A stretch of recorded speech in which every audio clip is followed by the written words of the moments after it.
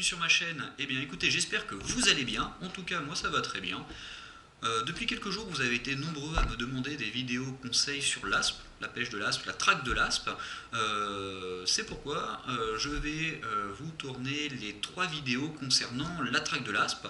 Alors, une vidéo vraiment axée sur les leurres à aspe, une deuxième vidéo plutôt sur le matériel que j'utilise, c'est-à-dire canne, moulinet, badline, tresse, et une troisième vidéo sur l'aspe en lui-même, c'est-à-dire les postes qu'il occupe, quels sont un peu ses rites et coutumes, quand est-ce qu'il va chasser et autres. Voilà, et bien écoutez, allons-y pour les leurres. Donc nous voilà sur la partie des leurres à aspe que j'utilise. Avant de vous parler dans le détail de mes leurres, plutôt vous parler un peu en détail de ce que je fais pour pouvoir utiliser mes leurres et pourquoi je choisis ces leurres-là. Alors en fait, la chose qui est très importante à faire et que je vous invite à faire lors de vos sessions, c'est vraiment l'observation. L'observation, c'est vraiment primordial pour la pêche aujourd'hui, puisqu'on ne pêche pas qu'avec du matériel, on pêche aussi avec sa tête. Savoir regarder, savoir trouver le poisson, c'est-à-dire où sont les bancs blancs, est-ce qu'ils sont plutôt en surface, est-ce qu'ils sont en profondeur, est-ce qu'ils sont plutôt en amorti, est-ce qu'ils sont en plein courant, est-ce qu'ils vont se situer assez proche de la bordure, est-ce qu'ils vont être assez loin. C'est des choses à regarder, sachant que l'aspe est un carnassier qui mange quasiment exclusivement des poissons blancs. Il est vrai que l'ablette fait partie de ses mets préférés. C'est pour ça qu'utiliser des leurres qui ont à peu près la même taille que les ablettes, mais aussi la même couleur, vous avez dans certains endroits des ablettes qui ont une robe un peu plus verte, un peu plus marron ou un peu plus bleu. C'est aussi adapter ces leurres par rapport à la nourriture des aspes. L'aspe est un poisson assez méfiant. Donc au niveau des leurres à aspe, moi j'aime bien utiliser des leurres de surface. Donc c'est des leurres de surface qui vont être animées principalement en walking the dog, mais aussi en linéaire. Que j'utilise donc ces leurres-là principalement quand je vois des chasses d'aspe. Donc il y a des chasses d'aspe puisque l'aspe va en banc regrouper former des boules de poissons blancs et les remonter petit à petit proche de la surface pour pouvoir mieux les manger, puisque eh bien, les poissons se déplaçant en 3 dimensions, c'est vrai que leur enlever cette couche d'eau qui est la surface permet vraiment à l'aspe de mieux attaquer ses proies.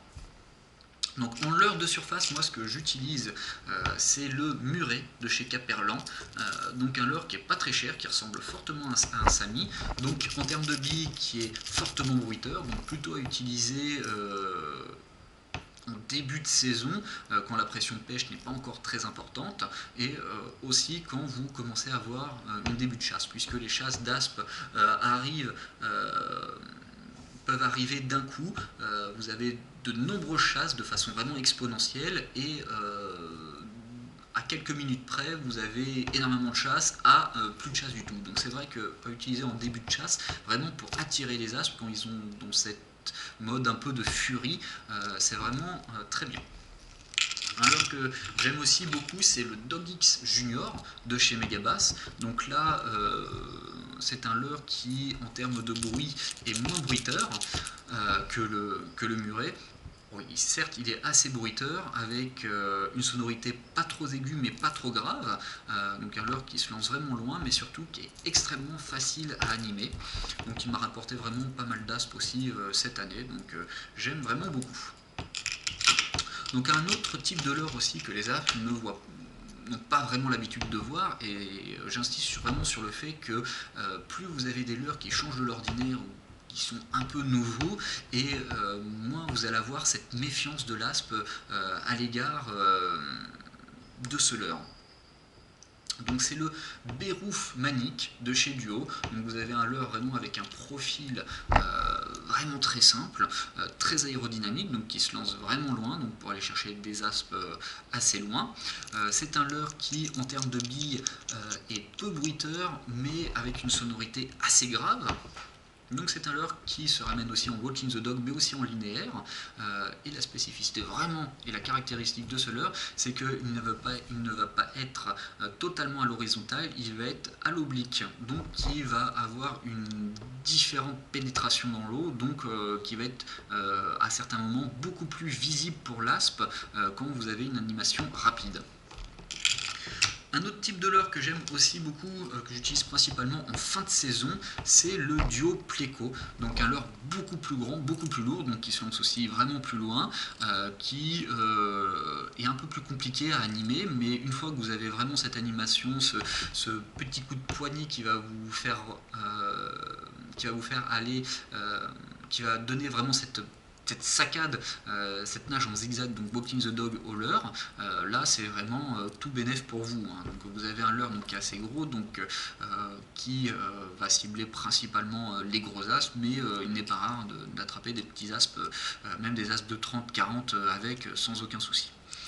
Je l'ai monté avec des hameçons simples, nouveauté que je vais tester cette année tout simplement, puisque avec les hameçons simples, il est beaucoup plus difficile pour un aspe de s'appuyer donc sur une autre branche pour ouvrir l'hameçon. Donc là, étant donné que c'est un simple, j'espère avoir vraiment bien moins de décroches et d'hameçons de triple ouvert avec.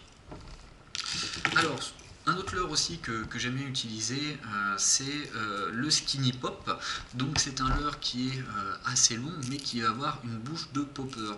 Donc une animation un peu comme pour la pêche de la carence, c'est-à-dire que vous allez popper le leurre de façon à avoir vraiment une éclaboussure, une pénétration dans l'eau du leurre qui va être vraiment différente des autres leurres et qui va provoquer des éclaboussures, du bruit.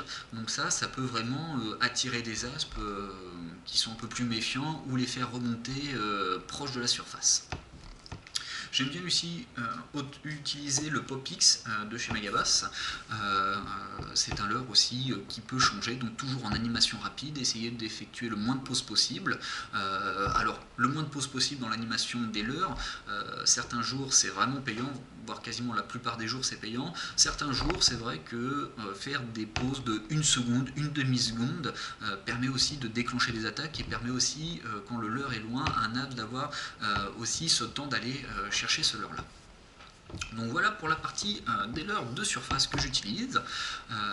Donc c'est des leurres voilà, où vous allez avoir vraiment une attaque spectaculaire. Donc vous allez avoir l'aspe, l'aileron de l'aspe qui va fendre la surface de l'eau à 2-3 mètres derrière votre leurre, qui va accélérer pour aller attraper votre leurre. C'est vraiment pour vous une montée d'adrénaline et c'est vraiment un plaisir de savoir que l'aspe est derrière vous. Vous avez une certaine pression qui arrive puisqu'il ne faudra pas rater votre coup, mais voir cette attaque, toute cette éclaboussure, voir parfois et même assez souvent votre leurre décoller à 1 mètre, 2 mètres de haut, se faire vraiment valdinguer par les aspes, c'est vraiment spectaculaire et vraiment très plaisant à voir.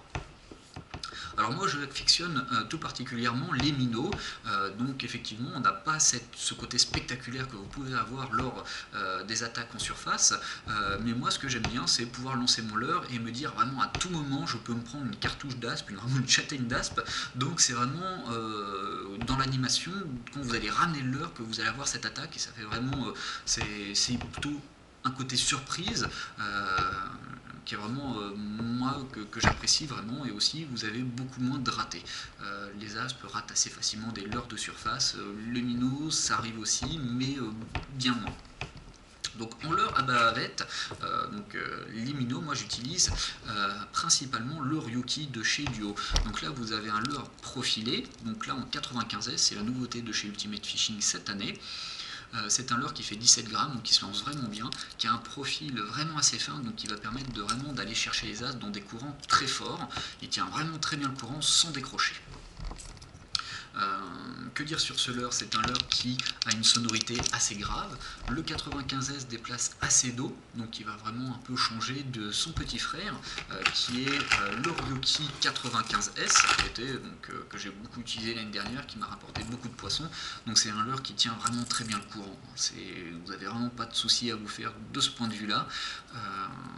Et vous avez vraiment une nage assez simple, une animation assez simple à utiliser, qui est aussi bien le twitch que le jerk, ou ramener en linéaire sans pause, ça marche aussi vraiment très bien.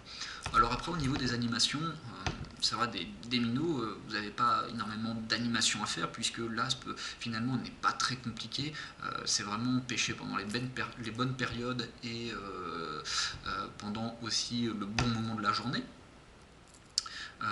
Donc en animation, moi sur le Ryuki, j'utilise principalement linéaire, c'est-à-dire lancer, ramener, sans pause. Vous avez aussi parfois, quand ça ne veut pas, le twitcher. donc qui va avoir vraiment une nage beaucoup plus erratique, plus en saccade. Donc là ça peut déclencher des attaques, ou tout simplement en jerk, c'est-à-dire que certains jours les aspes sont un peu feignants, et c'est vrai que un aspe va être beaucoup plus tenté par un poisson qui va avoir une nage un peu plus comme une proie blessée. Donc là, une proie blessée, une proie qui n'est pas forcément capable de fuir, c'est aussi une proie qui est beaucoup plus facile à manger pour un aspe. Donc c'est un leurre qui nage comme le 95S, à peu près à 50 cm en dessous de la pellicule d'eau. Bien entendu, plus vous montez votre canne, donc plus vous prenez un angle à 45 degrés maximum, plus vous avez votre leurre qui va être proche de la pellicule d'eau. Alors certains jours, effectivement, ces leurres-là, les leurres de surface, et les ryuki, ces leurres qui vont descendre un peu à 50 cm au-dessus de la surface, vont pas marcher. Moi, je vais utiliser un autre leurre, qui est le Beruf S80 de chez Duo. Donc c'est un leurre aussi profilé qui tient vraiment très bien le courant, qui est sinking, et qui va avoir une bavette un peu plus importante, donc qui va descendre à des couches d'eau un peu plus importantes, donc autour des 80-1 mètre de profondeur. Donc certains jours, quand les ablettes sont tout simplement dans des couches d'eau plus basses et que les aspes chassent un peu plus bas, c'est vrai que le Beruf va pouvoir aussi aller les chercher. Vous avez aussi son petit frère, donc le Beruf 70, donc là utilisé vraiment à toute saison, hein. 70-80, vous pouvez utiliser ça du début jusqu'à la fin. Alors effectivement, c'est vrai que quand vous avez les alevins qui sont présents, mieux vous utilisez des leurres un petit peu plus petits, vraiment pour correspondre à la taille des proies que les aspes peuvent chasser pendant cette saison. Alors un autre leurre aussi qui m'a apporté vraiment énormément de poissons cette année, que vraiment une découverte, et vraiment je pense mon leurre préféré, c'est le Vision Junior de chez Megabass. Donc un leurre certes un peu onéreux, mais qui est vraiment au top sur vraiment tous les domaines, toutes les actions de pêche, tous les endroits. C'est vraiment le leurre à avoir dans votre boîte. Donc c'est un leurre qui ressemble vraiment à une ablette. Donc là, vous ne pouvez pas avoir mieux. C'est un leurre qui est profilé, donc qui tient très bien les forts courants, aussi bien les forts courants que les zones d'amorti, vraiment les zones calmes, donc vous pouvez vraiment l'utiliser partout. Et en termes d'animation, donc là, vous pouvez vraiment tout faire. C'est vraiment un leurre qui va vraiment nager, qui va être vraiment très pêchant dans toutes les animations que vous pouvez utiliser, que ce soit en linéaire, que ce soit en jerking, twitching, que ce soit aussi avec des longues pauses, des grandes tirées. C'est vraiment un leurre que vous pouvez vraiment animer, et voilà, c'est vraiment un leurre que j'apprécie vraiment, qui va descendre autour des 50 à 80 cm, donc qui va faire la part entre le ryuki qui va descendre à maximum 80 et le Beruf qui va descendre à maximum 1 mètre. Donc là vous avez entre les deux. Que dire de plus? Donc là vous avez vraiment en termes de coloris définition de chez Megabass, donc ça c'est vraiment des leurres qui sont vraiment magnifiques. Donc déjà un leurre qui ressemble à quelques gouttes d'eau à une ablette, c'est déjà enlever une bonne partie de la méfiance et de cette appréhension que peut avoir l'aspe. Donc c'est vraiment un leurre que j'adore. Certains jours j'utilise, enfin certains jours, en début et plutôt en fin de saison, j'adore utiliser le grand frère, donc le Vision 110 de chez Megabass toujours, donc qui va être un peu plus grand, qui va avoir exactement les mêmes caractéristiques que le Vision Junior. Donc là en termes de billes, vous avez peu de billes, mais une sonorité vraiment assez grave, assez prononcée. Donc même sur des spots qui ont une forte pression de pêche, j'arrive à faire des poissons avec. Et chose pour moi qui me conforte dans l'idée que c'est un de mes meilleurs leurres à aspe, c'est que c'est un de mes seuls leurres avec lequel j'ai réussi à prendre des poissons, des aspes qui ont déjà été pêchés, c'est-à-dire des aspes qui ont des cicatrices au niveau de la gueule, donc des poissons qui ont été sortis de l'eau, qui ont été remis à l'eau. Et c'est vrai que c'est des poissons qui sont extrêmement méfiants, et voilà, donc c'est grâce aux visions qu'il arrive à sortir des poissons qu'on ne peut pas forcément prendre avec des leurres beaucoup plus basiques. Alors un autre leurre aussi qui peut s'apparenter un peu au ryuki, que moi que j'aime aussi beaucoup, que j'utilise dans d'autres conditions qu'un Ryuki, c'est-à-dire quand il y a un peu moins de courant, mais qui tient aussi vraiment très bien le courant, c'est le tricorol. Donc le tricorol, donc vraiment le leurre par excellence aussi pour la truite, et bien en taille 72 et 83 de mémoire. Vous avez des leurres Ryuki un peu plus grands, donc qui s'adaptent aussi très bien aux as, donc qui est un peu une forme d'ablette, coloris ablette là pour celui-là. Donc c'est des leurres qui se lancent pas forcément très loin, mais qui vont avoir une certaine animation, une animation assez serrée, donc un peu comme un poisson en fuite, et donc ça, les aspes aussi sont assez sensibles à ce type d'animation. Quand les chasses sont un peu plus proches, c'est-à-dire quand j'ai pas besoin d'avoir un leurre très lourd pour atteindre des grandes distances, j'aime bien utiliser le Artist de chez Jackson, donc là Artist 70, donc vraiment un leurre qui ressemble vraiment à une ablette. Vous avez des couleurs très argentées, dont l'eau claire, quand vous avez du soleil, il se voit extrêmement bien, un peu plus blombé que le tricorol sur la partie haute, donc il tient un peu moins bien le courant pour moi, mais quand vous avez des chasses au bord, c'est vraiment le leurre à utiliser. Donc là, en termes de billes, vous avez très peu de billes, quasiment silencieux, mais plutôt une sonorité aiguë pour celui-là. Voilà à peu près pour les leurres à aspe que j'utilise à bavette. Là on va rentrer sur une autre catégorie de leurres, des leurres un peu plus atypiques qui peuvent faire la différence certains jours, puisque c'est des leurres aussi qui sont un peu moins utilisés. Voilà, donc le premier c'est de chez Fish, donc un leurre qui est vraiment très dense, celui-là fait 18 grammes, qui pas une caudale, mais une sorte de petite bavette qui va avoir vraiment une nage assez erratique. Donc ça aussi, l'aspe apprécie aussi cette nage un peu erratique où on ne sait pas vraiment où l'heure peut aller, et donc ce qui fait vraiment un petit poisson en fuite. Donc là, 18 grammes qui va se lancer très bien et ramener assez rapidement, il ne va pas descendre trop bas, il va être à mon avis dans des couches d'eau un peu en dessous, puisque je ne l'ai pas encore essayé, mais j'y crois, et je pense que ça peut vraiment marcher, notamment aussi pour atteindre certaines profondeurs. Quand vous avez les aspes qui sont un peu plus profonds, c'est vrai qu'avoir un leurre qui descend vraiment à 2-3 mètres, et que vous pouvez animer à 2-3 mètres de profondeur, c'est aussi un certain avantage. Là, on arrive sur un leurre de chez Salmo. Donc le Salmo Trill, donc un leurre qui a été fait uniquement pour la pêche de l'as. Bien sûr, vous pouvez l'utiliser sur d'autres poissons, mais pour l'as, c'est vraiment ça.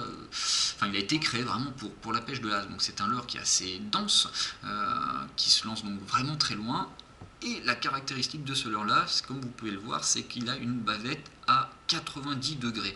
Donc c'est pas une bavette qui va permettre au leurre de plonger, mais qui va donner au leurre un peu une nage vraiment plus erratique, proche de la surface, donc chose sur laquelle les aspes sont vraiment très sensibles, et là où vous pouvez faire un carton certains jours quand les poissons sont assez bons avec.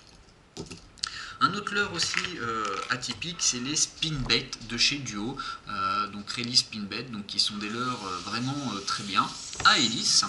C'est des hélices qui vont vraiment tourner, donc qui vont avoir d'autres vibrations dans l'eau, donc qui vont pouvoir aussi déclencher des attaques.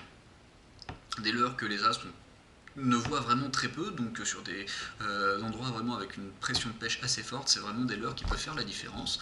Moi j'aime beaucoup utiliser ce leurre qui est une sonorité assez grave, mais qui va pouvoir, une fois lancé dans les amortis, descendre vraiment à l'horizontale avec les hélices qui tournent, et là vous avez souvent des attaques lors de la descente.